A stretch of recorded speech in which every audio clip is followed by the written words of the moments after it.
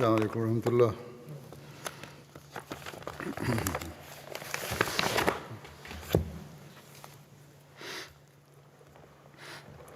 اشہد ان لا الہ الا اللہ وحدہ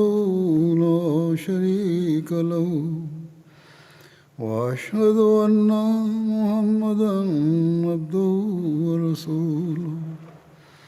اما بعد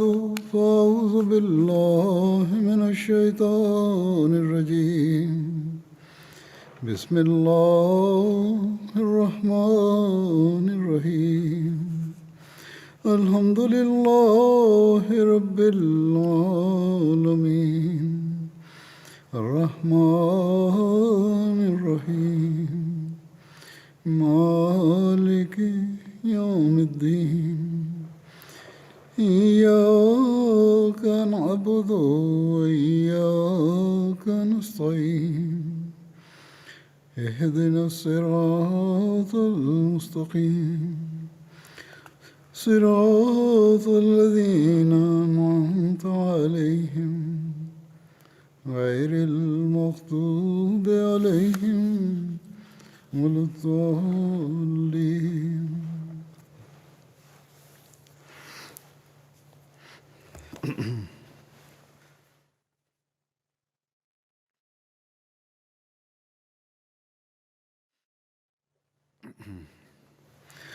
بیس فروری کا دن حضور انور ایدہ اللہ تعالی بنصر العزیز فرما رہے ہیں، 20 فروری کا دن جماعت احمدیہ میں پیشگوئی مسلم موعود کے حوالے سے یاد رکھا جاتا ہے۔ اس سمبند میں آج میں کچھ ورنن کروں گا۔ کل 20 فروری ہے، یہ ایک لمبی پیشگوئی ہے، وبھن وشیشتائیں اس میں ورنن ہوئی ہیں جو حضرت مسیح موعود علیہ الصلاۃ والسلام کے موعود بیٹے ارتھات جس کا وعدہ دیا گیا تھا ایسے بیٹے سے سمبندھت ہیں جو حضرت مسیح موعود علیہ السلام کو اللہ تعالیٰ نے بتائیں۔ آج میں اس میں سے ایک پہلو کہ وہ علوم ظاہری و باطنی سے پر کیا جائے گا، یعنی سانسارک گیان تتھا آدھیاتمک گیان سے پریپورن کیا جائے گا کے بارے میں حضرت مسلم موعود رضی اللہ تعالیٰ عنہ کی اپنی پستکوں، بھاشنوں آدی کے حوالے سے کچھ ورنن کروں گا۔ اس میں کسی سیما تک اس بھوشیوانی کا ایک پہلو کہ وہ سخت ذہین و فہیم ہوگا، یعنی اتینت بدھیمان اور وویکی ہوگا، اس کا بھی اظہار ہو جاتا ہے۔ ظاہری و باطنی علوم جو خدا تعالیٰ نے آپ کو باوجود سانسارک شکشا کی کمی کے، کیونکہ آپ کی شکشا بنیادی طور پر کیول پرائمری کی شکشا ہی تھی، اس کمی کے باوجود آپ کو اللہ تعالیٰ نے عطا کیے اور جن کو آپ نے وبھن اوسروں پر ورنن کیا، وہ اتنے ادھک ہیں کہ ان کو پریدھی میں لینا بلکہ ان کا پریچے بھی ایک خطبہ میں ورنن کرنا کٹھن ہے۔ ایک یہ بھی پریچے بھی ایک سلسلہ خطبات کا، ایک لمبے خطبات کی مانگ کرتا ہے، اتہ یہ تو سمبھو نہیں کہ میں سب کچھ ورنن کروں، پرنتو میں نے سوچا کہ پریچے کی خاطر اور ایک جھلک دکھانے کے لیے جو آپ کے لیکھ بھاشن ہیں ان کا ایک جائزہ، ایک سنکشپت پریچے پرستت کروں، یا ان لیکھوں کے بارے میں بندو سنکشپت روپ سے پرستت کروں تاکہ آپ رضی اللہ تعالیٰ عنہ کے گیان اور وویک اور ادھیاتم گیان روپی سمندر کی ہلکی سی جھلک سامنے آ جائے۔ یہ لیکھ، تقریریں اور پستکیں اللہ تعالیٰ کی توحید، فرشتوں کی واستوکتا، نبیوں کے مقام و مرتبہ، حضرت خاتم الانبیاء محمد مصطفیٰ صلی اللہ علیہ وسلم کا مقام و مرتبہ اور دوسرے روحانی معاملوں اور اسی پرکار مسلمانوں کی دھارمک اور سیاسی رہنمائی، اسلام کا اقتصادی اور مالی نظام، اسلام کی اتہاس، اس سمے کے کچھ وشے، کچھ سمسیائیں جو آپ کے زمانے کے اس دور کے سمے کے، جو آپ کے زمانے کے اس عصر کے سمے کے دور کے تھے، جن میں سے آج بھی کچھ اسی پرکار قائم ہیں، اور آپ کے خیالات کو پڑھ کر اس سمے کے خیالات کو بھی پڑھ کر ان کا حل بھی آج سامنے آ جاتا ہے، اور بہت سے وشے ہیں جن پر یہ سب آدھارت ہیں، آپ کے خطبے اور آپ کی پستکیں۔ لیکن جیسا کہ میں نے کہا، ان سب کا کیول پرچے بھی سمبھو نہیں، اس لیے کچھ کا پرچے ورنن کروں گا، اور یہ بھی میں نے اس سمے کے لیے ہیں جب آپ نے جوانی میں قدم رکھا تھا۔ 16-17 سال کی آیو کا نوجوان جس کی سانسارک شکشا یا دھارمک شکشا بھی نیمت روپ سے کوئی نہیں تھی، وہ ایسے ایسے بندو ورنن کرتا ہے کہ آشچریہ ہوتا ہے۔ توحید کے وشے پر 17 سال کی عمر میں آپ نے جلسے میں ایک ایسی تقریر کی جس کی حضرت خلیفۃ المسیح اول رضی اللہ تعالیٰ عنہ نے بھی پرشنسا کی، اور فرمایا کہ بالکل نئے نئے نکات، نئے نئے بندو ہیں۔ بہرحال آپ کی 16-17 سال یا 18 سال کی عمر سے لے کر 34-35 سال کی عمر تک، جو کہ پرارمبھک جوانی اور جوانی کی عمر ہے، آپ کے علم و معرفت کے خزانوں کی ایک جھلک پرستت کرتا ہوں۔ اس عرصہ میں جو کچھ آپ نے فرمایا، یہ اس کا 50واں حصہ بھی پرچے میں نہیں پیش کر پاؤں گا، بلکہ سمبھوتہ اس سے بھی کم۔ اس کے بعد بھی آپ نے لمبی عمر پائی اور علم و عرفان کے موتی اللہ تعالیٰ سے علم پا کر بکھیرتے چلے گئے۔ مارچ 1907 میں جب کہ آپ کی آیو کیول 18 سال تھی، حضرت مسلم موعود رضی اللہ تعالیٰ عنہ نے ایک عظیم الشان مضمون محبت الہی کے وشے پر لکھا، جو بعد میں کتابی شکل میں پرکاشت بھی ہوا۔ اس لیکھ سے یہ پرکٹ ہو جاتا ہے کہ کس پرکار اللہ تعالیٰ نے پرارمبھ میں ہی، چھوٹی عمر میں ہی علوم ظاہری و باطنی سے آپ کو پر کرنا شروع کیا۔ آپ نے فرمایا، خدا تعالیٰ نے آدمی کو پیدا ہی محبت کے لیے کیا ہے، اور اس کے پیدا کرنے کا ادیشیہ اور غرض ہی یہی ہے کہ خدا تعالیٰ کی محبت میں ڈوب جائے اور اس شاشوت جیون بخشنے والے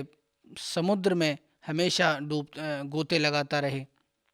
شاشوت جیون کون سا ہے؟ اگلے جہان کا۔ محبت ہی کے پرینام میں انسان گناہوں سے بچتا ہے اور اس کے درجات میں بلندی کرتا ہے،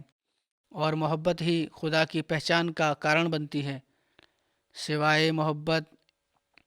محبت کے بنا انسان کو خدا تعالیٰ کی حقیقت اور معرفت نصیب ہو ہی نہیں سکتی۔ آپ نے فرمایا، عطا آوشک ہوا کہ گناہوں سے بچنے کے لیے اور ترقی درجات کے لیے ہم اپنا سمبند خدا تعالیٰ سے بڑھائیں اور اپنے دل میں وہ اخلاص اور محبت پیدا کریں جس سے کہ ہم خدا تعالیٰ کے نکٹ ہو سکیں، اور ہم ایک سورج کی طرح ہوں جس سے دنیا روشنی پکڑتی ہے۔ اس کے بعد آپ نے وبھن دھرموں کا ورنن کرتے ہوئے فرمایا کہ خدا تو ایک ہی ہے، لیکن اس کے بارے میں ہر دھرم کے کلپنائیں الگ الگ ہیں۔ اس سلسلے میں آپ نے یہودیوں، عیسائیوں، ہندوؤں، آریوں کا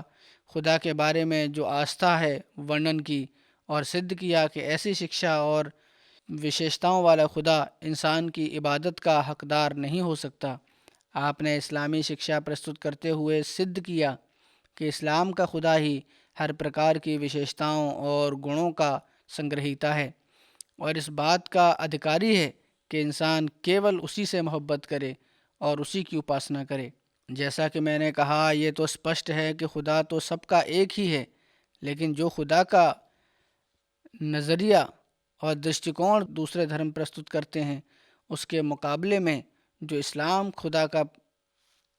نظریہ اور درشٹیکون پرستت کرتا ہے، وہی واستوک درشٹیکون ہے، اور اسی سے خدا تعالیٰ کی محبت بھی دلوں میں پیدا ہو سکتی ہے۔ آپ نے خدا تعالیٰ کی صفات کا ورنن کر کے سدھ کیا کہ کسی دوسرے دھرم میں خدا تعالیٰ کی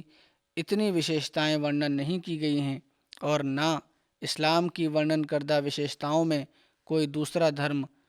خوبیوں اور کمالوں کے درشٹیکون سے بھاگیدار ہے۔ آخر پر آپ نے اسلام کے زندہ خدا کا یہ ثبوت پرستت کیا کہ کیول اسلام کا خدا ہی وحی و الہام سے انسان کی آج بھی رہنمائی کرتا ہے جس پرکار وہ پہلے کرتا تھا، اور یہی زندہ خدا کی سب سے بڑی وشیشتا ہے۔ اتہ آپ نے یہ لکھا آخر میں کہ اب میں اپنے مضمون کے انت میں پہنچ گیا ہوں، کیونکہ میں نے سدھ کیا ہے کہ انیہ دھرموں کے خدا اس یوگیہ نہیں ہیں کہ ان سے محبت کی جائے، ان کی شکشا اپورن ہے، انسان ان پر ان کا پالن نہیں کر سکتا۔ بہرحال پھر آپ نے لکھا کہ اسلام کی شکشا انسانی فطرت کے انوسار ہے، اور خدا سرو شکتیمان ہے اور سمست دوشوں سے پوتر ہے، اور سب سے بڑی وشیشتا اسلام نے یہ بتائی ہے کہ اس میں محبت کرنے والے کو بالکل صاف اتر نہیں ملتا، بلکہ خدا تعالیٰ اس کے پریکشا کے بعد اس سے وارتالاب کرتا ہے۔ یہ بات رکھنے والی یاد رکھنی چاہیے کہ اللہ تعالیٰ صاف اتر نہیں دیتا، بلکہ خدا تعالیٰ اس کے امتحان کے بعد ایک امتحان میں سے گزرنا پڑتا ہے، پھر اس سے وارتالاب کرتا ہے، اور اس محبت کی گرمی جو کہ محبت کرنے والے کے دل میں ہر ایک چیز کو جلا رہی ہوتی ہے، اپنی سنتشٹی پردان کرنے والے کلام سے ٹھنڈا کرتا ہے، اور اس جلن کو دور کرتا ہے جو کہ اتر کے نہ ملنے سے پیدا ہوتی ہے، اور اس پرکار محبت اور بھی چمک اٹھتی ہے، اور اس کے دل میں ایک جوش پیدا ہوتا ہے کہ میں خدا کے اور بھی قریب ہو جاؤں، اور اس پرکار بڑھتے بڑھتے وہ یہاں تک نزدیک نکٹ ہو جاتا ہے کہ خدا تعالیٰ اس کے بارے میں فرماتا ہے کہ انتا منی و انا من کا، ارتھات تو مجھ سے ہے اور میں تجھ سے ہوں، اور اس کا مطلب یہ ہوتا ہے کہ میرا نام دنیا میں تیرے کارن پرکٹ ہے اور تیرا سمان میرے کارن سے ہے، اور واستو میں خدا تعالیٰ کے نام کا جلال دنیا پر پرکٹ کرنے والے یہی لوگ ہوتے ہیں جو کہ اس کی محبت کے دریا میں ڈوبے ہوتے ہیں، اور ان کے سمان کیول اس کارن سے ہوتے ہیں کہ وہ خدا سے محبت کرتے ہیں۔ آپ لکھتے ہیں کہ میں محبت الہی کے شبد پر جتنا سوچتا ہوں اتنا ہی ایک وشیش آنند اور بھاو وبھورتا دل میں پیدا ہو جاتی ہے کہ کیا پیارا ہے اسلام دھرم، جس نے ہم کو ایسی نعمت کی طرف مارگدرشن کیا ہے جس سے ہمارے دل روشن اور ہمارے دماغ پرکاشمان ہوتے ہیں۔ اسلام کی تعلیم ہمارے زخمی دلوں کے لیے ایک مرہم کا کام دیتی ہے، اور اگر اسلام نہ ہوتا تو خدا کی قسم ابھیلاشی ستیہ کے ابھیلاشی تو جیوت ہی مر جاتے، اور وہ جن کے دلوں میں محبت کا شوق ہے ان کی کمر ٹوٹ جاتی، اور محبت ایک ناممکن وجہ سمجھی جاتی، اور اس کو بھرم سے نامت کیا جاتا، کیونکہ جب لوگ دیکھتے کہ کوئی ایسی ہستی نہیں جس سے کہ محبت کر سکیں تو وہ محبت کے وجود میں شک کرنے کے سوا اور کیا کر سکتے۔ خدا نے اسلام جیسا دھرم انسان کو پردان کر کے غمگین دلوں کو سنتشٹی دی ہے اور زخمی سینوں کو مرہم لگایا ہے۔ جب ایک خدا سے محبت کرنے والا انسان دیکھتا ہے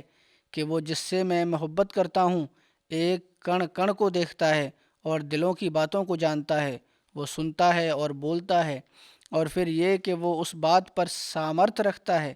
کہ اپنے سے محبت کرنے والے کو بدلہ دے، تو اس سمے وہ اپنے دل میں اس محبت کی وجہ سے آنند پراپت کرتا ہے اور وشیش لذت اس کو محسوس ہوتی ہے۔ یہی یعنی انسان خوشی حاصل کرتا ہے اور ایک خاص آنند پراپت کرتا ہے۔ حضور فرما رہے ہیں، حضرت مسلح موعود نے 28 دسمبر 1908 کے جلسہ میں ایک بڑا ہی ارتھ پورن بھاشن دیا کہ ہم کس پرکار سفل ہو سکتے ہیں اس وشے پر۔ یہ وچار ایک 19 سال کے نوجوان کے ہیں۔ حضور نے ان اللہ اشتری من المؤمنین انفسهم واموالهم بان لهم الجنہ یہ آیت وبشر المؤمنین تک پوری پڑھی۔ یہاں تک یہ آیت ہے سورہ توبہ کی آیت نمبر 111 اور 112، پوری آیت دونوں آیات وبشر المؤمنین تک تلاوت کی، اور اس کے بعد فرمایا ہر ایک ویکتی کو یہ سوچنا چاہیے کہ خدا نے مجھے کیوں پیدا کیا ہے، اور جب کہ مرنا ہر ایک انسان کے لیے ضروری ہے، تو دیکھنا یہ ہے کہ مرنے کے بعد کیا ہوگا۔ جب اس کچھ دن کی زندگی کے لیے انسان اتنی کوشش کرتا ہے اور پریتن کرتا ہے تو کیا اس لامحدود زندگی کے لیے کوئی آوشکتا نہیں ہوگی؟ یعنی پرلوک کے جیون کے لیے جو لامحدود ہے، جو اسیمت ہے، اس کے لیے کوئی آوشکتا نہیں، اور کیا ہمیں اس کے لیے کچھ بھی تیاری نہیں کرنی چاہیے؟ بڑا اہم پرشن ہے، حضور فرما رہے ہیں۔ قرآن کریم کی شکشا کی روشنی میں ویاکھیا کرتے ہیں، آپ فرماتے ہیں کہ انسان ایک چھوٹا سا سودا کرنے لگے تو بڑی ساودھانی کرتا ہے اور ہمیشہ وہی خریدتا ہے جو لابھدائک ہو اور نفع بخش ہو، پرنتو کیا افسوس ہے، کیسا افسوس ہے اس پر جو ایسی تجارت نہ کرے جس میں لاکھوں کا نہیں، کروڑوں کا نہیں، بلکہ اسیمت لابھ ہے۔ اتہ قرآن کریم کی شکشا کی روشنی میں آپ فرماتے ہیں کہ اتہ انسان کو چاہیے کہ اپنے لیے وہ مال جمع کرے جو اس کے کام آئے، نہ وہ کہ اس کے بعد اس کے ورثہ، اس کے جو وارث ہوں گے وہ اسے برباد کر دیں۔ لیکن یہ دنیاوی مال تو وارث برباد بھی کر سکتے ہیں، لیکن اگر یہ اس قرآن کی بتائی ہوئی تجارت کرتا ہے تو اس سے وہ لابھ اٹھائے گا، اس کے بعد کوئی اسے برباد نہیں کر سکے گا، بلکہ مرنے کے بعد اسی کے کام آئے گا۔ خدا تعالیٰ سوئم فرماتا ہے، حضور فرما رہے ہیں، خدا تعالیٰ ایسے تاجروں کا خود خزانچی بن جاتا ہے، عطا جس کا خزانچی سوئم خدا ہو اس کو اور کسی چیز کی کیا ضرورت ہے۔ جو اس پرکار خدا کے ساتھ تجارت کریں اور اس کی فوجوں میں سملت ہو جائیں، ان میں دلیری بھی چاہیے، اور چاہیے کہ وہ اپنی جانیں شابدک روپ سے ہی نہیں بلکہ ویوہارک روپ سے بھی خدا کے سپرد کر دیں۔ حضور نے ایسی تجارت کرنے والوں،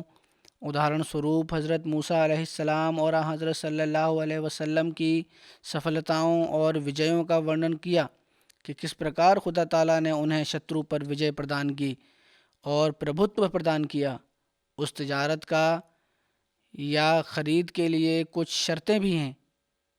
یہ نمبر 1 یہ ہے کہ انسان ہر سمے اپنے گناہوں کی معافی مانگتا رہے اور اس طرح اپنے دل کے زنگ کو دور کرتا رہے معافی مانگنے سے۔ نمبر 2 یہ کہ خدا تعالیٰ سے سمبند کو مضبوط کرنے کے لیے عبادت کی طرف توجہ کرے۔ نمبر 3 یہ کہ خدا کی تعریف اور اس کا شکر، خدا تعالیٰ کے احسانوں کو یاد کرنے کا پربند رکھے۔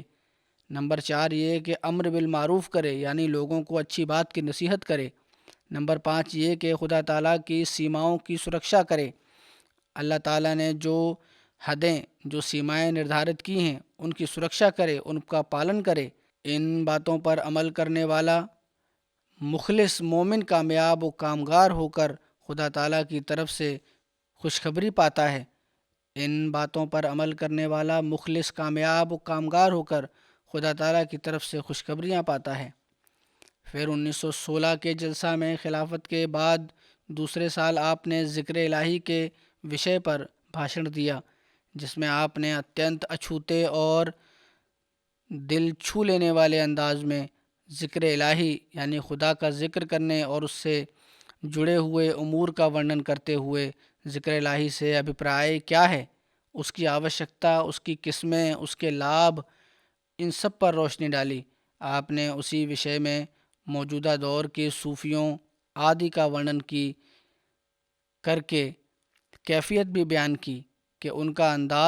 ان کا ذکر کرنے کا انداز ان کی رسموں میں مبتلا اور خدا کے قرب سے دور کر رہا ہے۔ آپ نے بتایا کہ ذکر 4 پرکار کا ہوتا ہے۔ پہلا ذکر نماز ہے، دوسرا قرآن کریم کا پڑھنا ہے، تیسرا اللہ تعالیٰ کی صفات کا ورنن کرنا ہے اور ان کا تکرار اور اقرار کرنا، بار بار ان کو دہرانا اور ان کی تفصیل اپنی زبان سے ورنن کرنا۔ چوتھا خدا تعالیٰ کی وشیشتاؤں کو، اس کی صفات کو علیحدگی اور تنہائی میں ورنن کرنا، غور کرنا اور لوگوں میں بھی اس کا اظہار کرنا۔ اسی تسلسل میں آپ نے ذکر الہی کو مقبول بنانے کے لیے جو مادھیم ہیں اور ذکر الہی کے خاص سمے بھی بیان فرمائے کہ کیا کیا سمے ہیں، کیا کیا مادھیم ہیں۔ اسی پرکار اسی خطاب میں آپ نے مقام محمود تک پہنچانے والے ذکر یعنی نماز تہجد میں باقاعدگی کی تاکید بھی فرمائی اور اس کے پربند کے لیے 1 درجن سے ادھک طریقے بتائے کہ کس پرکار ہم باقاعدگی سے تہجد پڑھ سکتے ہیں، اور اسی طرح نماز میں توجہ کو قائم رکھنے کے لیے آپ نے قرآن اور حدیث کے آلوک میں 22 طریقے بیان کیے۔ اس جگہ اور انت میں حضور نے ذکر کیا کہ 12 عظیم الشان لابھ بھی بتائے ہیں۔ اس تقریر کے دوران ایک قابل ذکر بات یہ بھی ہوئی کہ تقریر کے بیچ میں ایک غیر احمدی صوفی صاحب نے وہاں بیٹھے ہوئے جو سن رہے تھے جلسے میں، انہوں نے ایک کاغذ پر لکھ کر بھیجا حضرت مسلم موعود کو کہ آپ یہ کیا غضب کر رہے ہیں، اس پرکار کا ایک نقطہ جو ہے جو آپ نکات ورنن کر رہے ہیں،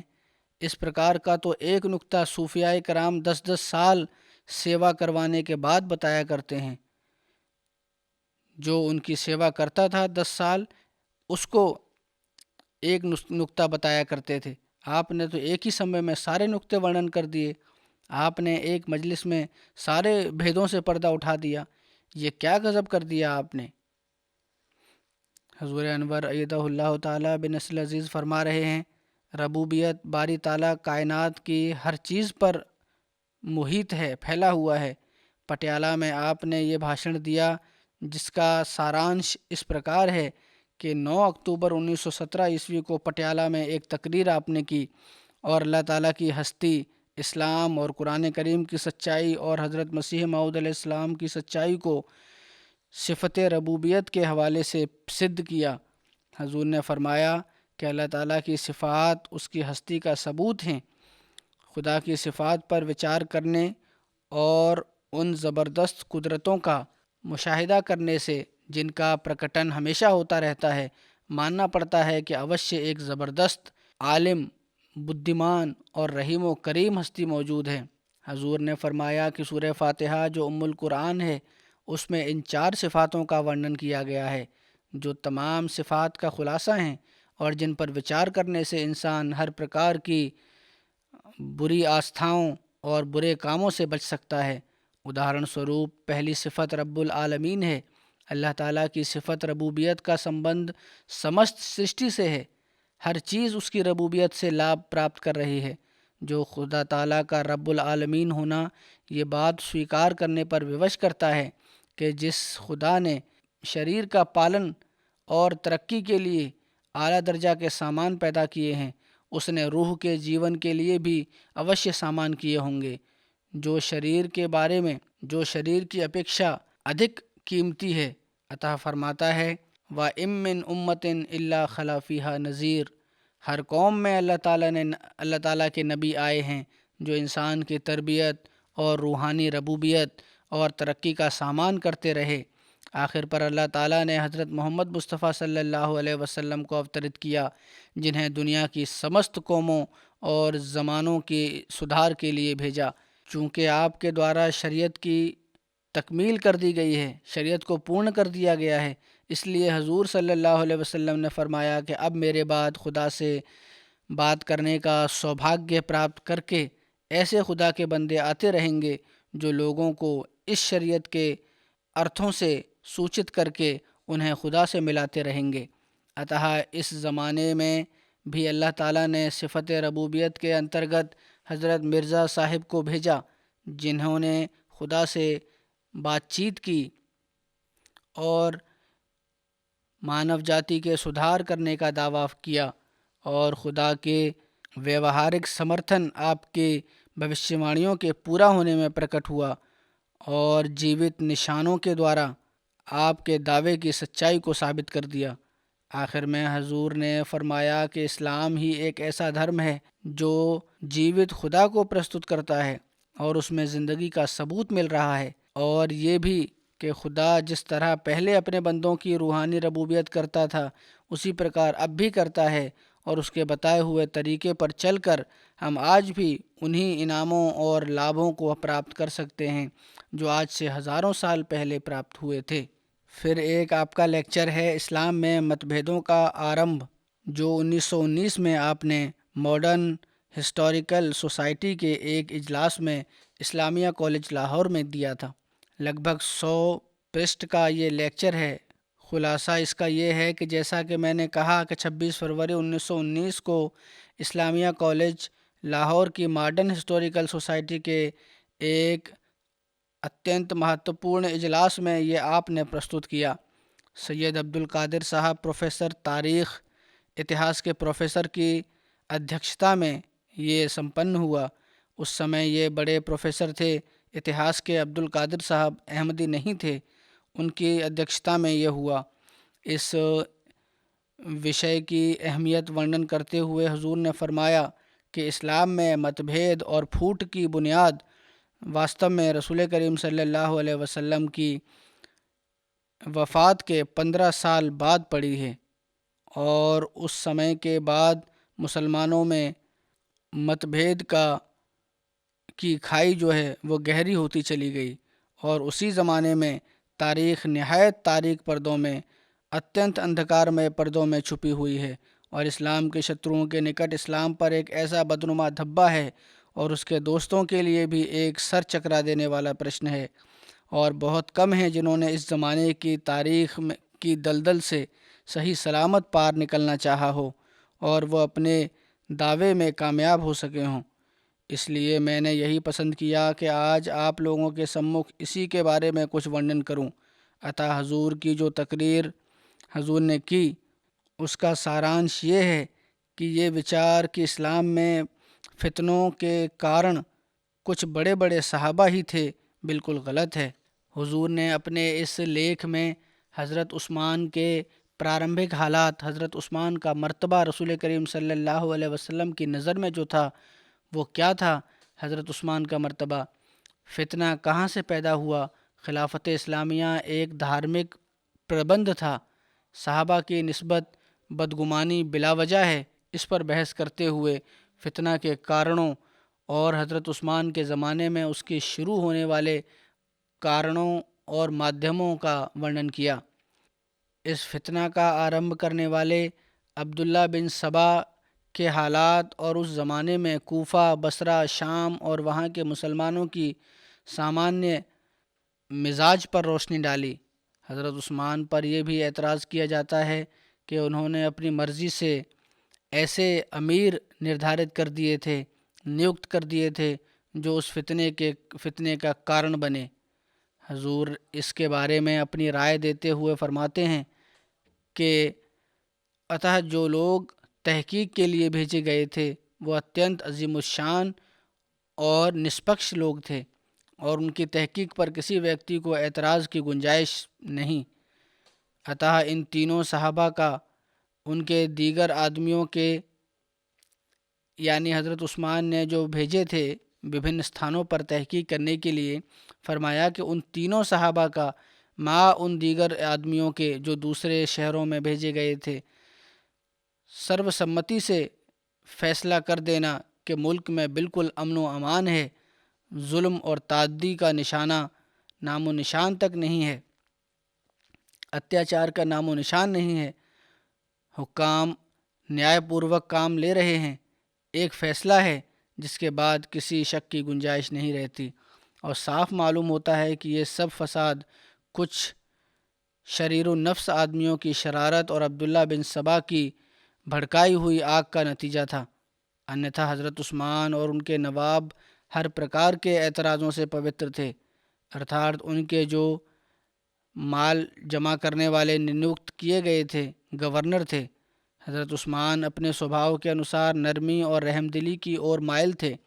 مفسدوں کی شرارت اور فتنہ پردازی پر یہی کہتے رہے کہ میں مسلمانوں کے خون سے اپنے ہاتھ رنگنا نہیں چاہتا۔ بڑے صحابہ اور حضرت معاویہ نے اس سلسلے میں امن کی استھاپنا کے لیے کچھ پرستاؤ پرستت کیے، پرنتو حضرت عثمان رحم دلی کے طریقے پر ہی قائم رہے، بلکہ اعتراض کرنے والوں کے منہ بند کرنے کے لیے ان کی مانگیں بھی جہاں تک جائز ہو مان لیتے رہے۔ مت بھید، روایتوں کے مت بھید اور اتہاس کے حالات کو صحیح طور پر سمجھنے کے لیے یہ اتینت آوشک اور انیواریہ بات کرتے ہوئے حضور فرماتے ہیں کہ اس زمانے کی تاریخ کے بارے میں بہت احتیاط کی ضرورت ہے،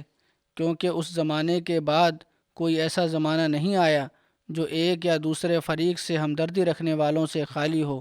اور یہ بات تاریخ کے لیے اتینت ہانیکارک ہوتی ہے، کیونکہ جب دشمنی بہت بڑھ جائے یا ناواجب محبت کا ہستکشیپ ہو، روایات کبھی پوری طرح صحیح نہیں پہنچ سکتی۔ اتہاس کے سدھار کا یہ سورنم اصول ہے کہ گھٹناؤں کو کہ سانسارے گھٹنائیں ایک زنجیر کی طرح ہیں۔ کسی ایک گھٹنا کی صحیح صحت معلوم کرنے کے لیے اسے زنجیر میں پرو کر دیکھنا چاہیے کہ وہ کڑی ٹھیک اپنی جگہ پر پروئی بھی جاتی ہے کہ نہیں۔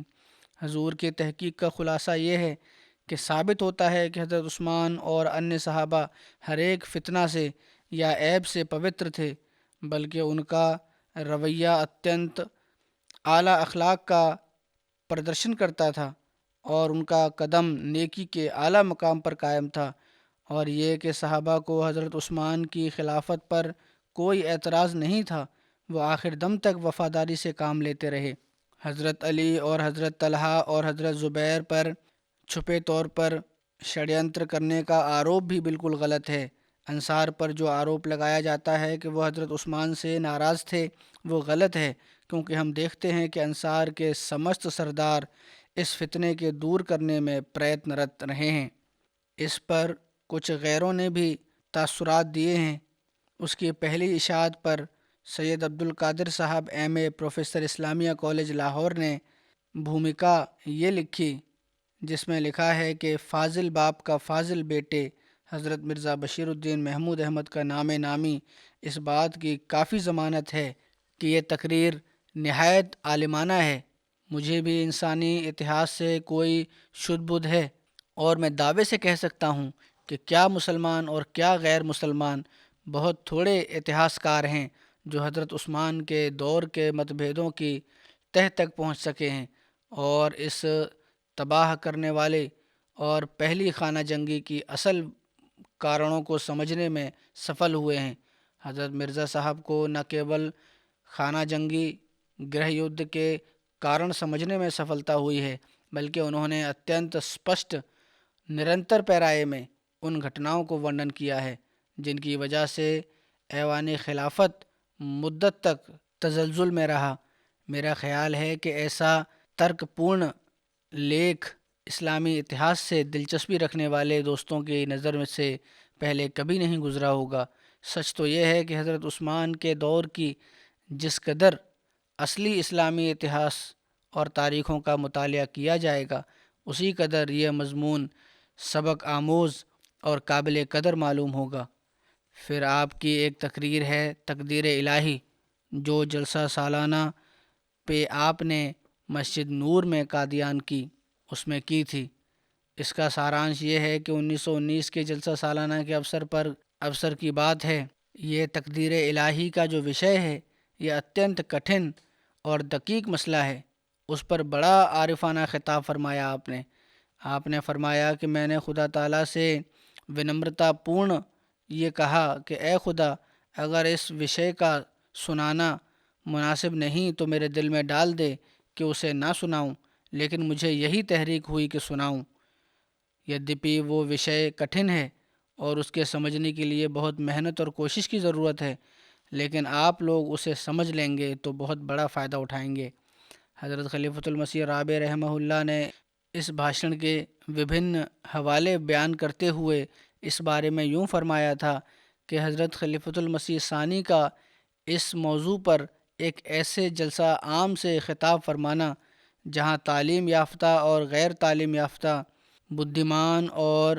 سامانیہ بدھی والے ہر پرکار کے لوگ جمع تھے، نسندیہ کوئی معمولی کام نہیں تھا۔ آپ نے جس اچھائی سے اس مضمون کو ادا کیا، نسندیہ وہ آپ ہی کا حق تھا۔ یہ تقریر کیا تھی؟ خلیفہ رابع فرماتے ہیں کہ یہ تقریر کیا تھی؟ علم کلام کا ایک شاہکار تھا۔ مسئلہ قضاء و قدر کی اہمیت اور حضرت صلی اللہ علیہ وسلم کے ارشادات بیان کرنے کے بعد آپ نے اس وشے پر اپنا خیالات کا اظہار فرمایا کہ مسئلہ تقدیر پر ایمان اور وجود باری تعالیٰ یعنی خدا تعالیٰ پر ایمان لانا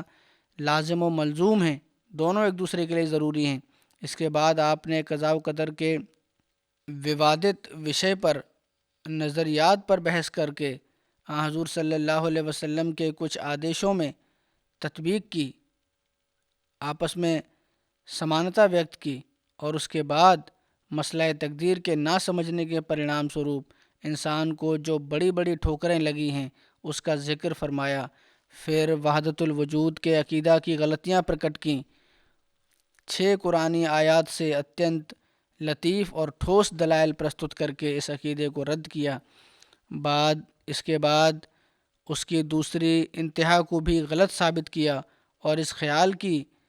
دلائلوں کے ساتھ رد کیا کہ خدا گویا کچھ نہیں کر سکتا اور جو کچھ بھی ہے وہ تدبیر ہی ہے۔ علم الہی اور تقدیر الہی کو خلط ملط کرنے کے پرینام میں انسانی فکر نے جو ٹھوکریں کھائی ہیں اس کا نہایت عمدہ تجزیہ کر کے، اس کی سمیکشا کر کے اس وشے کو خوب نکھارا ہے۔ پھر حضرت خلیفۃ المسیح رابع رحمہ اللہ فرماتے ہیں، یہ تقریر تقدیر الہی کے مسئلے پر ہر پہلو سے بحث کرتی ہے اور وبھن نئے اور پرانے اعتراضوں کے جوابات بھی اس میں دیے گئے ہیں۔ تقدیر کے ورنن میں آپ نے 7 روحانی مقامات کا ورنن بھی کیا ہے جو تقدیر الہی کے وشے کو صحیح ارتھوں میں سمجھ کر اس کے تقاضے پورے کرنے کے پرینام سوروپ انسان کو مل سکتے ہیں۔ تو یہ بہرحال پڑھنے والی کتاب ہے تقدیر الہی۔ تقدیر الہی کے بارے میں لوگ سوال کرتے رہتے ہیں، ان کو یہ پڑھنی چاہیے۔ حضور فرما رہے ہیں، پھر ایک مسلمانوں کی رہنمائی کے لیے ایک موقع پر آپ نے جو نصیحتیں فرمائیں، معاہدہ ترکیہ اور مسلمانوں کا آئندہ رویہ، اس کے عنوان سے الہ آباد میں خلافت کمیٹی کے انترگت ایک کانفرنس ہوئی تھی۔ اس میں یہ بیان فرمایا، اس کا خلاصہ یہ ہے کہ جنگ عظیم پرتھم وشو یدھ کے بعد جیتنے والے دیشی سنگٹھنوں نے دولت عثمانیہ سے صلح کی۔ جو شرائط طے کی وہ انتہائی ذلت آمیز تھیں، اپمان جنک تھیں۔ ان کی روح سے سلطنت ترکی کے حصے نکھرے کر دیے گئے، اس کی بحری و بری و ہوائی افواج نہایت محدود کر دی گئیں اور اس پر کچھ اور کڑی پابندیاں بھی لگا دی گئیں۔ ان حالات میں ترکی کی سلطنت کے ساتھ صلح کی شرطوں کے وشے پر غور کرنے اور مسلمانوں کے لیے آئندہ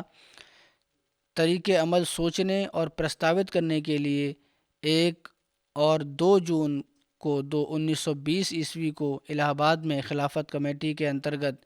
ایک کانفرنس کا آیوجن کیا جانا نردھارت ہوا۔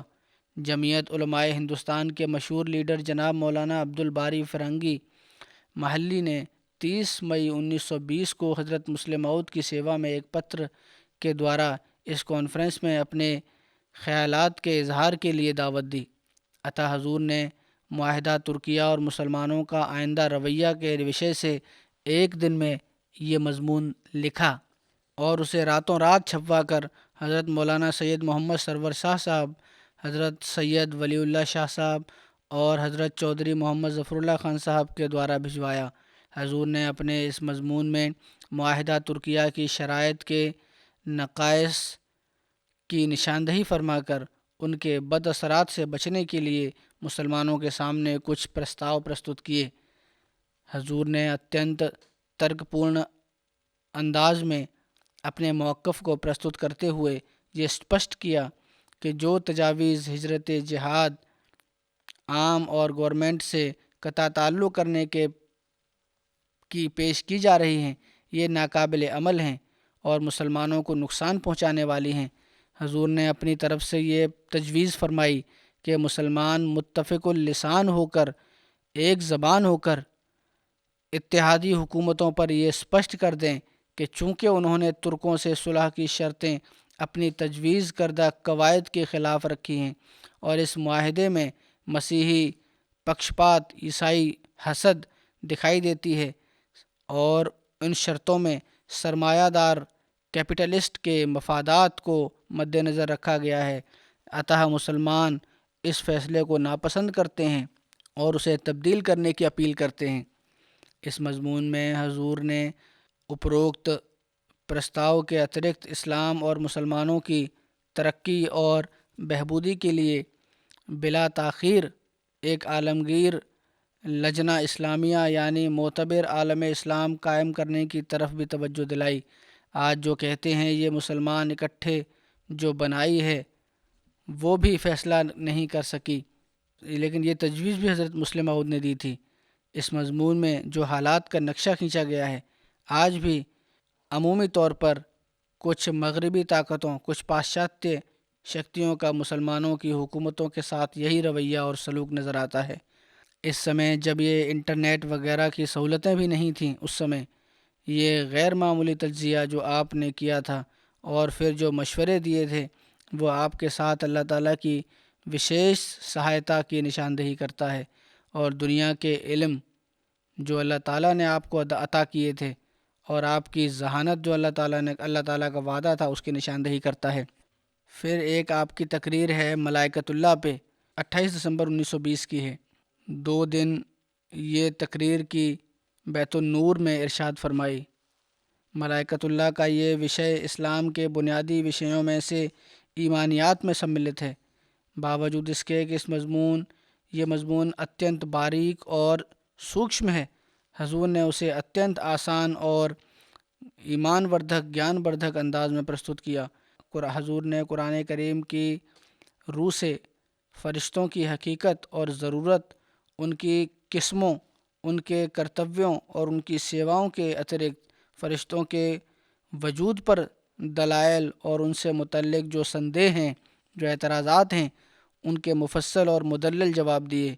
مضمون کے آخر پر حضور نے فرشتوں سے تعلق پیدا کرنے اور ان سے فیض حاصل کرنے کے 8 مادھیم بتائے، یعنی نمبر 1، جس انسان پر جبرائیل نازل ہو اس کے پاس بیٹھنے سے، نیک لوگوں اور انبیاء کے ساتھ صحبت صالحین سے، انبیاء کی صحبت سے۔ نمبر 2 یہ کہ رسول کریم صلی اللہ علیہ وسلم پر درود بھیجنے سے، اور نمبر 3 یہ کہ انسان کے دل میں یہ تحریک ہو کہ عفو اور درگزر کو قائم کرے اور بدظنی کو ترک کرے۔ نمبر 4 یہ کہ انسان تسبیح و تحمید کرے۔ نمبر 5 یہ کہ قرآن کریم کی تلاوت کی جائے غور سے۔ 6 یہ کہ جو کتابیں ایک ایسے ویکتی کی لکھی ہوئی ہوں جس پر فرشتے نازل ہوتے ہیں، ان کو پڑھنے سے اس زمانے میں حضرت مسیح موعود علیہ السلام کی پستکیں ہی پڑھنی چاہیے۔ نمبر 7 یہ کہ جس ستھان پر فرشتوں کا نزول ہوا ہو، انسان وہاں جائے۔ کچھ شاعر اللہ ہیں، مقامات ایسے ہیں، وہاں جانا چاہیے۔ اور نمبر 8 یہ کہ خلیفہ کے ساتھ سمبند ہو۔ یہ ساری باتیں آپ نے اس میں ورنن کی۔ پھر دھرم کی ضرورت، یہ بھی آپ کا ایک لیکچر ہے جو 5 مارچ 1921 کو لاہور میں کالج کے کچھ ودیارتھیوں کے پرشنوں کے اتر میں دیا۔ آپ کی اس کا وورن اس پرکار ہے۔ سارانش کے 4 مارچ 1921 کو ایک مقدمے میں گواہی کی غرض سے حضرت مسلم موعود لاہور تشریف لے گئے اور 4 سے 7 مارچ تک وہاں آپ ٹھہرے رہے۔ 5 مارچ کو کالج کے کچھ ودیارتھیوں نے حضور سے ملاقات کے دوران نمن لکھت 3 پرشن پوچھے۔ پرتھم یہ کہ مذہب کی کوئی ضرورت نہیں، نہ اس سے کوئی لابھ ہے، ہاں اگر اس کو کچھ ظاہری لابھ پراپت کرنے کے لیے اپنا لیا جائے تو برا نہیں، اس پر روشنی ڈالیں۔ دوسری یہ کہ انیہ دھرموں میں بھی کچھ ایسے لوگ پائے جاتے ہیں جو بھوشیوانیاں کرتے ہیں، پھر اسلام کی کیا وشیشتا رہی کہ کوئی بھوشیوانی ہوئی ہے اس کی۔ سوم یہ کہ حضرت مرزا صاحب کی سلسلے کا پھیلنا ان کی صداقت کا ثبوت نہیں، کیونکہ روس میں لینن کو بھی بڑی کامیابی ہوئی تھی۔ حضور نے ان تینوں پرشنوں کے اتینت آسان پیرائے میں ترک پورن اتر دیے اور بتایا کہ دھرم کی آوشکتا کا پرشن خدا کی ہستی سے وابستہ ہے۔ حضور مذہب کے نام پر یہ ضرورت مذہب کے نام پر یہ چھپی ہوئی موجود ہے۔ فرمایا کہ مذہب کی ضرورت کا پرشن خدا کی ہستی سے جڑا ہے۔ اگر خدا ہے، دھرم کی بھی آوشکتا ہے، اور خدا کی ہستی کا ثبوت اس کا اپنے بندوں سے بات کرنا ہے، اور اس دور میں حضرت مسیح موعود علیہ السلام کی پیش گوئیاں پوری ہو رہی ہیں اور خدا کی ہستی کا ثبوت فراہم کر رہی ہیں۔ دوسرے سوال کے جواب میں حضور نے بتایا کہ انبیاء اور دیگر لوگوں کی پیش گوئیوں میں بنیادی فرق یہ ہوتا ہے کہ دوسرے لوگ اپنے علم کے آدھار پر پیش گوئیاں کرتے ہیں اور وہ انومان کا رنگ رکھتی ہیں، جبکہ نبیوں کی پیش گوئی خدا تعالیٰ کی طرف سے ہوتی ہے اور پرتیکول پرستتیوں میں ہوتی ہے۔ ان کے کچھ بہت سے پہلو ہوتے ہیں، ان میں شوکت اور حاکمانہ اقتدار ہوتا ہے۔ اور تیسرے پرشن کے اتر میں حضور نے فرمایا کہ حضرت مرزا صاحب کو جو ترقی حاصل ہوئی ہے، اس ترقی کے بارے میں حضرت مرزا صاحب کا دعویٰ پہلے سے موجود ہے اور اس کے مطابق ہی ترقی ہوئی ہے، اس لیے یہ کہنا غلط ہوگا کہ حضرت مرزا صاحب کی ترقی ان کی سچائی کی نشانی نہیں، دوسروں کی ترقی بھی ہو رہی ہے۔ تو بہرحال یہ ایک تفصیلی لیکھ ہے، لمبا ہے۔ پھر ہستی باری تعالیٰ پر 1921 میں آپ نے ایک تقریر فرمائی، یہ بھی بہت لمبی تقریر ہے، 190 صفحوں کی، اور خلاصہ اس کا اس پرکار ہے کہ ہستی باری تعالیٰ کے وشے پر حقائق و معارف سے پر بصیرت افروز، ایمان وردھک ایک عالمانہ اور جامع بھاشن 1921 میں دیا۔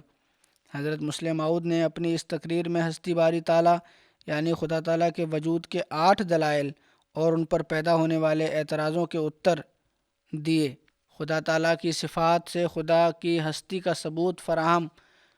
اور صفات الہیہ کی قسمیں بھی بیان فرمائیں، ثبوت فراہم کیا، اور صفات الہیہ کی اقسام بھی بیان کی۔ اللہ تعالیٰ کے بارے میں اہل یورپ یعنی پاشچاتیہ دیشوں کے لوگوں کے خیالات، زرتشتیوں کے خیالات، ہندوؤں کے خیالات اور آریوں کے کلپنائیں کے بالمقابل اسلام کی خدا تعالیٰ سے متعلق جو شکشائیں ہیں ان کو تفصیل سے بیان کیا۔ اس کے اترکت حضور نے اپنی اس تقریر میں شرک کا پرچے اور اس کی قسموں کا ورنن کرتے ہوئے ان کا کھنڈن بھی کیا، اور خدا تعالیٰ کو دیکھنے کے مدارج اور درجات، اس کے لابھ اور اس کے دیکھنے کے طریقے اور مادھیم بھی ورنن کیے۔ پھر ایک آپ نے پستک لکھی 1921 میں تحفہ شہزادہ ویلز کے نام سے۔ شہزادہ ویلز کی ہندوستان آمد کے اوسر پر ان کو پرستت کی گئی۔ اس کا اس پرکار سارانش یہ ہے کہ برطانیہ کے ولی عہد جو شہزادے تھے،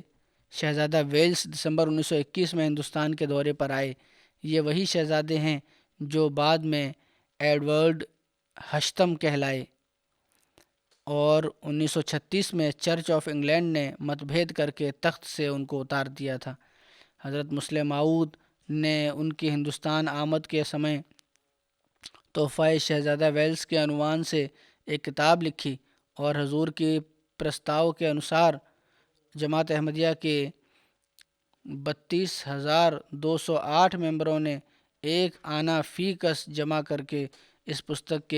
کا پرکاشن کا پربند کیا، اور جماعت احمدیہ کے ایک وفد نے لاہور میں 27 فروری 1922 کو گورنمنٹ پنجاب کے توسط سے پرنس آف ویلز کی سیوا میں ایک ایڈریس کے ساتھ یہ کتاب اسلام کے بے نظیر تحفہ کی صورت میں پرستت کی۔ حضرت مسلم موعود نے اس سنکشپت عالمانہ لیکھ میں حکومت وقت سے وفاداری سے اظہار کے علاوہ حضرت اقدس مسیح موعود علیہ الصلوۃ والسلام بانی سلسلہ احمدیہ کے سنکشپت حالات اور سلسلہ احمدیہ کی تعلیم، اتہاس اور اس کے استھاپنا کا ادیشیہ ورنن کیا۔ انت میں سنت رسول پر عمل پیرا ہوتے ہوئے برطانیہ کے تخت و تاج کے وارث تک اسلام کا پیغام اتنت پربھاوشالی شبدوں میں پہنچا کر اسے اسلام کی اور دعوت دی گئی۔ شہزادہ ویلز نے حضور کی طرف سے پرستت کیے گئے اس تحفے کو سویکار کیا اور اپنے چیف سیکرٹری کے دوارا اس کا شکریہ بھی ادا کیا۔ اس بارے میں جو تاثرات ہیں، شہزادہ ویلز جو بعد میں ایڈورڈ ہشتم بنے، 1936 میں انگلینڈ سے، جیسا کہ میں نے بتایا، متبھید کی وجہ سے انہیں تخت سے اتار دیا گیا، اور انہوں نے اس تحفے کو بڑی قدر کی نگاہ اور احترام سے دیکھا، اور نہ کیول اپنے چیف سیکرٹری کے دوارا اس کا شکریہ ادا کیا، بلکہ مارچ 1922 کو لاہور سے جموں تک کے سفر میں اسے مکمل طور پر پڑھا اور بہت خوش ہوئے، اور جیسا کہ بعد کی سوچناؤں سے معلوم ہوا، کتاب پڑھتے پڑھتے کچھ استھانوں پر ان کا چہرہ گلاب کے سمان کھل اٹھتا۔ اسی پرکار ان کے ایڈیکانگ نے یہ بھی بتایا کہ وہ کتاب پڑھتے پڑھتے یکدم کھڑے ہو جاتے تھے، اس کے کچھ سمے بعد انہوں نے صراحتاً عیسائیت سے بیزاری کا اظہار کر دیا، عیسائیت کو تیاگ دیا۔ اخبار ذوالفقار 24 اپریل 1922 میں لکھتا ہے، اس کتاب پر ریویو کیا اس نے کہ ہم خلیفہ ثانی کے احمدیہ سلسلہ کی اشاعت اسلام میں ہمت کی داد دیے بغیر نہیں رہ سکتے۔ تحفہ ویلز کا بہت سا حصہ ایسا ہے جو تبلیغ اسلام سے لبریز ہے اور ایک عظیم الشان کارنامہ ہے کہ جس کو دیکھتے ہوئے غیر احمدی ضرور رشک کریں گے۔ یہ ضروری ہے کہ ہم اخبار نویسی کے میز پر پکشپات کی مالا گلے سے اتار کر رکھ دیتے ہیں، اس واسطے ہم اس تحفے کو دیکھ کر اش کر اٹھے۔ اس تحفے میں فاضل مصنف نے سنت رسول اللہ صلی اللہ علیہ وسلم پر پورا پالن کرتے ہوئے دعوت اسلام کو بڑی آزادی اور دلیری کے ساتھ برطانیہ کے تخت و تاج کے وارث تک پہنچا دیا ہے۔ یہ دوسری بات ہے کہ اسلام کے کسی فرقے کا کوئی فرد یا موجود زمانے کا کوئی شورش پسند اخبار پکشپات اور عرشا اور دویش کی راہ سے اس تحفے پر کوئی آکرمن کرے۔ ہمیں اس تحفے میں کوئی ایسا مقام دکھائی نہیں دیا جس میں خوشامد سے کام لیا گیا ہو۔ ہاں، کچھ مقامات ایسے ہیں جس میں مرزا غلام احمد صاحب آن جہانی کے آرمب سے انت تک سنکشپت حالات لکھے ہیں، لیکن وہ واقعات امن پسندی اور حکومت کی وفاداری کا اظہار ہیں۔ یہ ظاہر ہے کہ بدامن اور شورش پسند فرقے کو کبھی خدا دوست نہیں رکھتا اور تباہ و برباد کر دیتا ہے۔ اسی پرکار پنجاب کے ایک نیم سرکاری اخبار سول اینڈ ملٹری گزٹ نے لکھا 18 اپریل 1922 کی اشاعت میں کہ یہ سویکار کرنا ہی پڑتا ہے کہ نہایت قابلیت اور علمیت کے ساتھ اپنے دلائل کو بہت اچھے رنگ میں پرستت کیا گیا ہے۔ اس بات کو چھوڑتے ہوئے کہ اس کے وسیع غرض ایک تبلیغی کوشش ہے، خواہ پرنس آف ویلز احمدی ہوں یا نہ ہوں، اس میں شک نہیں کہ اس کتاب کی قدر و قیمت میں ان لوگوں کے لطف میں کمی نہیں ہو سکتی جو مذہب میں اور وشیش کر ہندوستان اور برطانیہ کے بے شمار دھرموں میں دلچسپی رکھتے ہیں۔ باہری دنیا پر بھی اس کتاب نے گہرا پربھاؤ ڈالا اور پاشچاتیہ دیشوں میں تو اس نے تبلیغ اسلام کا ایک نیا راستہ کھول دیا۔ اتحا ویانا میں جو آسٹریلیا کا کیپٹل ہے، وہاں کے ایک پروفیسر نے جو 3 زبانوں کا ماہر تھا پڑھ کر بےحد خوشی کا اظہار کیا، افسوس کیا کہ وہ بوڑھا ہو گیا ہے، ورنہ دنیا بھر میں اس کتاب کی اشاعت کرتا۔ حضرت مفتی محمد صادق صاحب نے امریکہ سے لکھا کہ اس کتاب نے امریکہ کو بہت پربھاوت کیا ہے، بلکہ ایسا معلوم ہوتا ہے کہ مانو امریکہ کے علمی تقاضوں کے مطابق یہ پستک لکھی گئی ہے۔ پاشچاتیہ دنیا کے علاوہ افریقہ میں بھی اس کا پربھاؤ ہوا۔ اتحا نیروبی کے اخبار لیڈر نے لکھا کہ گو میں عیسائی نہیں مگر عیسائیوں کے گھر پیدا ہوا ہوں اور ان کے لٹریچر کو خوب سمجھتا ہوں، لیکن جو کچھ مجھے اس کتاب سے حاصل ہوا ہے اور جو میں نے مزہ اٹھایا ہے اسے ورنن نہیں کر سکتا۔ اس کتاب کا لکھنے والا یدیپی مسلمان ہے، لیکن شبہ غالب ہے کہ وہ عیسائیوں میں سالہ سال تک رہا ہے اور ان کے لٹریچر کو اس نے غور سے پڑھا ہے، ورنہ یہ بہت مشکل ہے کہ وہ عیسائیوں کو ایسے پتے کی باتیں اس دھڑلے سے سنائے۔ آج تک کوئی ایسی کتاب میری نظر سے نہیں گزری جو مذہبی بنیاد پر لکھی گئی ہو اور پکشپات سے آزاد ہو۔ اس شان کی یہ پہلی پستک ہے۔ اسی پرکار احمدیت ارتھات واستوک اسلام،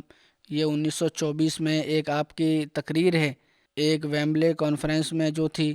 اس کا خلاصہ پڑھا گیا تھا کتاب تو بہت موٹی ہے، 250 پرسٹوں کی ہے۔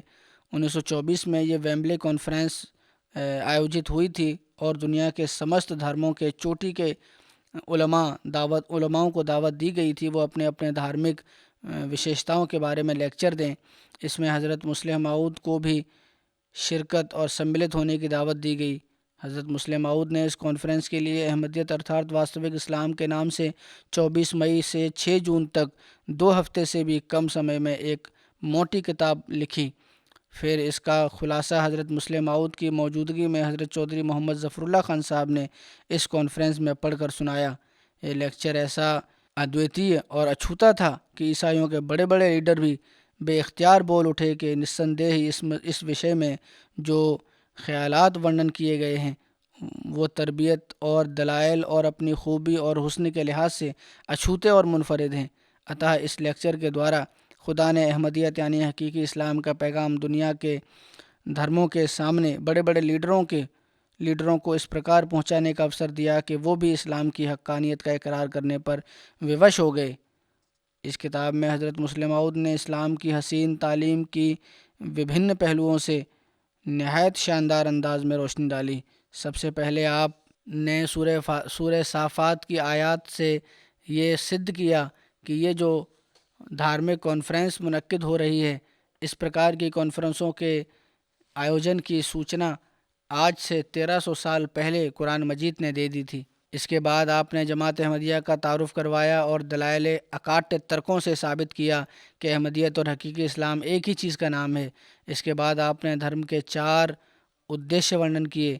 اس ذیل میں سب سے پہلے خدا تعالیٰ کے بارے میں اسلام کا جو تصور ہے اسے کھول کر بیان کیا، اسپشٹ کیا کہ اسلام انسان سے اپنے خدا کے ساتھ کس پرکار کا سمبند رکھنے کی امید رکھتا ہے، خدا تعالیٰ کی طرف سے بندے پر کیا کیا ذمہ داریاں ڈالی جاتی ہیں، اور حضرت مسلم موعود نے اس سندیہ کا نوارن بھی کیا کہ اسلام اس پرکار کی شکشا دیتا ہے کہ مادھیموں سے کام ہی نہ لیا جاوے بلکہ سب کام خدا پر چھوڑ دیے جائیں، یعنی ہاتھ پیر ہلانے کی ضرورت نہیں ہے۔ یہ آروپ لگایا جاتا ہے مسلمانوں پر۔ حضرت مسلم موعود نے فرمایا کہ قرآن کریم کی آیات سے صدھ ہوتا ہے کہ اسلام کی ہرگز یہ شکشا نہیں ہے، بلکہ اسلام کی تعلیم تو یہ ہے کہ اسباب سے، مادھیموں سے بھرپور کام لیا جائے، جو مادھیم ہیں ان کو پریوگ کیا جائے، پھر خدا پر بھروسہ کیا جائے۔ بھروسہ خدا پہ اسبابوں کو ترک کرنے، مادھیموں کو ترک کرنے کا نام نہیں ہے۔ بھروسہ کرنا تو مادھیموں کو چھوڑنے کا نام نہیں ہے، بلکہ اس بات پر وشواس کا نام ہے کہ خدا تعالیٰ ایک زندہ خدا ہے۔ پھر حضرت مسلم موعود نے اس بات پر روشنی ڈالی، اس سمے کیول اسلام ہی ہے جو انسان کو خدا سے ملا سکتا ہے، کیونکہ اسلام کا یہ دعویٰ ہے کہ جو بھی اسلام کی بتائی ہوئی تعلیم کے مطابق عمل کرتے ہوئے خدا سے وصال کی تڑپ خدا ضرور اسے مل جاتا ہے۔ حضرت مسلم موعود فرماتے ہیں کہ اس سندیہ کا نوارن کیول اسلام ہی کرتا ہے کہ اس کی شکشا پر چل کر ایسے لوگ پیدا ہوتے رہتے ہیں جو کہ صفات الہیہ کے مظہر ہوتے ہیں، اور جو پہلے خود اپنی ذات پر صفات الہیہ کا پرتو ڈالتے ہیں اور پھر دوسروں کو اس کا نشان دکھاتے ہیں، اور ہستی باری تعالیٰ کا کامل عرفان بخشتے ہیں۔ اتحا اس زمانے میں اللہ تعالیٰ نے اس ادیشیہ کے لیے کہ لوگ اس کے وجود کو پہچانیں اور سندیہوں کی زندگی سے پوتر ہوں، حضرت مسیح موعود علیہ السلام کو بھیجا تھا۔ اس کے بعد حضرت مسلم موعود نے اخلاق کی وبھن پہلوؤں کے بارے میں تفصیل سے بحث کی ہے اور ثابت کیا ہے کہ اسلام کی اخلاقی تعلیم ہی سب سے کامل ہے اور کوئی دوسرا دھرم اس کا مقابلہ ہی نہیں کر سکتا۔ پھر آپ نے اچھے آچرن کے اصول اور برے آچرن سے بچنے کے مادھیموں کے بارے میں بھی وستار سے بتایا، اور اخلاق کے اچھائی اور ان کے درستی کے بارے میں اسلام کی جو تعلیم ہے اس کو بیان کیا۔ اس کے بعد آپ نے تمدن کے بارے میں، سبھیتا کے بارے میں اسلام کی تعلیم بیان کی، اور اتنت سوکشم پیرائے میں اخلاق اور تمدن کے فرق کو اسپشٹ کیا۔ پھر انسان کے معاشرے میں، سماج میں وبھن لوگوں سے جو سمبند ہوتے ہیں اور کن شرطوں پر وہ کھڑے ہونے چاہیے اس پر روشنی ڈالی ہے۔ پھر شہریت کے اصول بیان کیے ہیں۔ اس کے بعد آپ نے حکومت اور رعایا کے کرتویہ اور بڑی تفصیل سے بتائے ہیں۔ پھر اس مضمون کو مزید وسیع کرتے ہوئے حکومتوں کے آپس کے تعلقات کس پرکار کے ہونے چاہیے اس بات پر پرکاش ڈالا ہے، اور وبھن دیشوں میں جو مت بھید اور جھگڑے اس کو حل کرنے کے لیے آپ نے قرآن کریم کے سورنم سدھانت ورنن کیے ہیں، اور بتایا ہے کہ اگر لیگ آف نیشنز کی بنیاد ان اصولوں پر رکھی جائے گی تو وہ سفل ہوگی، اور وہ نہیں رکھی گئی اور ناکام بھی ہوئی، اور اب UNO بھی اگر اس نہج پر چلے گی تو وہ ناکام ہو رہی ہے اور ہو جائے گی۔ بہرحال کتاب کے انت میں حضرت مسلم موعود نے موت کے بعد کے حالات کے بارے میں پرکاش ڈالا اور بتایا کہ اگلے جہان میں جو ثواب اور عذاب ملیں گے ان کی حقیقت کیا ہوگی۔ اس کتاب میں کیول حضرت مسیح موعود علیہ السلام کی تعلیمات کا ہی ورنن نہیں، بلکہ آپ نے ان شکشاؤں پر بھی عمل کرنے والوں کی مثالیں بھی دی ہیں، اور انہوں نے کس پرکار اپنی زندگیوں میں پریورتن پیدا کیا، اور حضرت مسیح موعود علیہ السلام کی شکشا کا ان پر کس پرکار پربھاؤ ہوا۔ ان میں سے کچھ نے اپنی جانیں قربان کر دیں، لیکن حضرت مسیح موعود علیہ السلام کی شکشا کو چھوڑنا پسند نہیں کیا۔ آخر پر حضرت مسلم موعود نے تمام دنیا میں بسنے والوں کو قبول احمدیت کی دعوت دیتے ہوئے خوشخبری دی ہے کہ مصیبتوں کے دور ہونے کا سمے آ گیا ہے، اور اگر اس دور کے فرستادے اور پیغامبر کے ہاتھ پر اکٹھے ہو جائیں گے تو وہ دین اور دنیا میں سفل ہو جائیں گے۔ مضمون کے انت پر پریزیڈنٹ جو تھے انہوں نے وبھن شبدوں میں ریمارکس کرتے ہوئے کہا کہ مجھے زیادہ کہنے کی آوشکتا نہیں، مضمون کی خوبی، لطافت، اندازہ سوئم مضمون نے کرا دیا ہے۔ میں کیول اپنی اور سے اور حاضرین جلسہ کی طرف سے مضمون کی خوبی ترتیب، خوبی خیالات اور اعلیٰ درجہ کی طریقے استدلال کے لیے حضرت خلیفۃ المسیح کا شکریہ ادا کرتا ہوں۔ حاضرین کے چہرے زبان حال سے میرے اس کہنے کے ساتھ متفق ہیں، اور میں وشواس کرتا ہوں کہ وہ اقرار کرتے ہیں کہ میں ان کی طرف سے شکریہ کرنے میں حق پر ہوں اور ان کی ترجمانی کا حق ادا کر رہا ہوں۔ ایک صاحب حضرت صاحب کے سمکش پرستت ہوئے اور انہوں نے نویدن کیا کہ میں ہندوستان میں 30 سال کام کیا ہے اور مسلمانوں کے حالات اور دلائل کا مطالعہ کیا ہے، کیونکہ میں ایک مشنری کی حیثیت سے ہندوستان میں رہا ہوں، مگر جس خوبی اور صفائی اور لطافت سے آپ نے آج مضمون کو پرستت کیا ہے، میں نے اس سے پہلے کبھی کسی جگہ میں نہیں سنا۔ مجھے اس مضمون کو سن کر کیا بالحاظ خیالات اور کیا بالحاظ ترتیب اور کیا بالحاظ دلائل بہت گہرا اثر ہوا ہے۔ میں آپ کو مبارکباد دیتا ہوں۔ ایک اور صاحب آئے جنہوں نے نویدن کیا کہ میں اس مضمون کے سننے کے لیے فرانس سے آیا ہوں۔ میں عیسائیت پر اسلام کو ترجیح دیا کرتا تھا، میں عیسائیت پر اسلام کو پراتھمکتا دیتا تھا اور اسلام پر بدھزم کو پراتھمکتا دیتا تھا۔ اب جب کہ میں نے آپ کا مضمون بھی سن لیا اور بدھزم کو بھی سنا ہے، اور میں یہ سویکار کرتا ہوں کہ نشچت روپ سے اسلام ہی سب سے اتم دھرم ہے۔ جس خوبی سے اور جس خوش اسلوبی سے آپ نے اسلام کو پرستت کیا ہے، اس کا کوئی دوسرا دھرم مقابلہ نہیں کر سکتا۔ میرے دل پر اب اس کا بہت گہرا اثر ہے۔ اور بھی بہت سارے ریمارکس ہیں۔ پھر مسز شارپلس کہ وہ بھی اس کانفرنس کی سیکریٹری ہیں، اس نے چودھری صاحب سے کہا کہ میں آپ کو مبارکباد دیتی ہوں کہ لوگ آپ کے بڑے دھنیہ وادی ہیں۔ پھر اسی عورت نے کہا کہ لوگ، عورتیں اور مرد میرے پاس آتے ہیں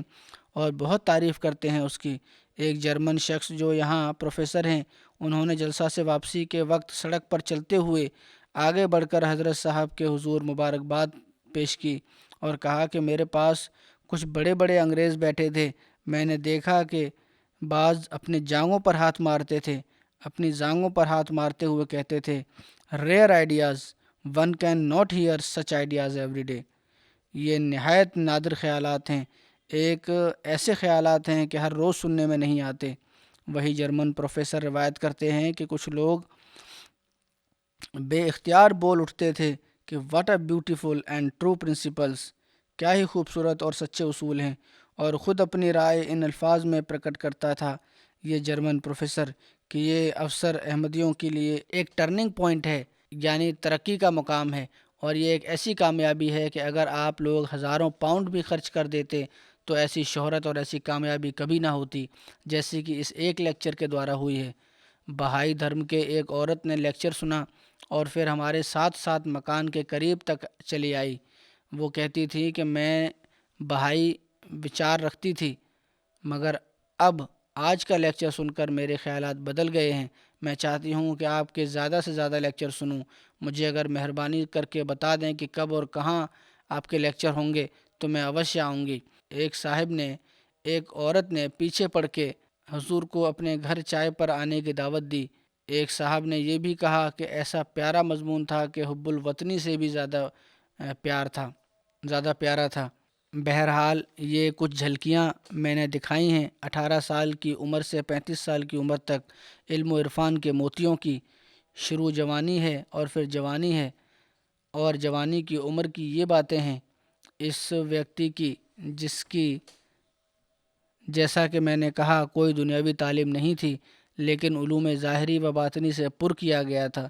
یہ حضرت مسیح موعود علیہ السلام کی سچائی اور حضرت صلی اللہ علیہ وسلم کی پیشگوئی کی صداقت کا بھی ایک نشان ہے۔ اس 17 سال کی عمر میں جو میں نے بیان کیا ہے، باتیں بیان کی ہیں، وہ باتیں 17 سال کی عمر کی ہیں، کچھ خلافت کے بعد کی، اور جو کچھ آپ نے بیان کیا ہے اس کا تو یہ 17 سال کے عرصے میں بھی جو کچھ بیان فرمایا ہے اس کا بھی 10واں حصہ 50واں میں نے کہا تھا، بلکہ 100واں حصہ کہنا چاہیے، وہ بھی بیان نہیں کر سکا۔ خیال تھا کہ شاید کافی پرچے کتب ہو جائے گا۔ خطبات اور تفسیریں حضرت مسلم موعود کی اس کے علاوہ ہیں۔ جن میں علم و معرفت کے نکات ہیں، علوم معرفت کی نہریں بہہ رہی ہیں ان میں، پھر وبھن مجلسوں میں دنیا کی رہنمائی آپ نے کی ہے۔ بس اس خزانے کو بھی جو کافی حد تک چھپ چکا ہے جماعت کے افراد کو پڑھنا چاہیے۔ اللہ تعالیٰ حضرت مسلم موعود رضی اللہ تعالیٰ عنہ کے درجات بلند فرماتا رہے۔ پاکستان کے حالات کے لیے بھی دعا کریں، اللہ تعالیٰ وہاں کے لوگوں کو بھی امن اور چین اور سکون کی زندگی گزارنے کی توفیق عطا فرمائے، اور مخالفین ورودیوں کے حملوں اور ان کے ષڈینتروں کو اپنے فضل سے ملیا میٹ کر دے۔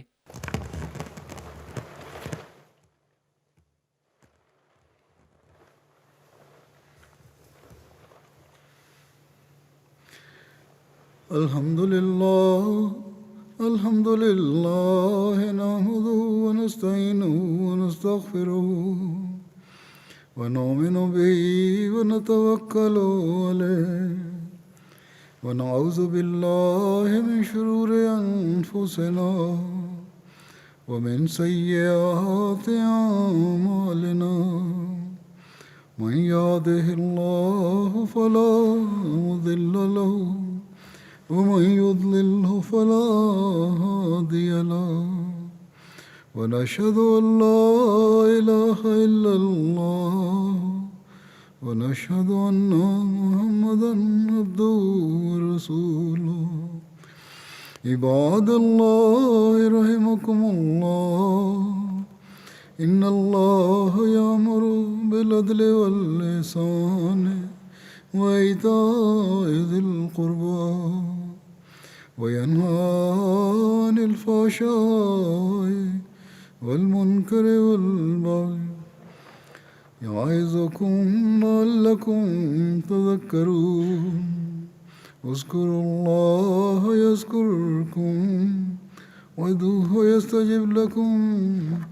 ولذكر الله أكبر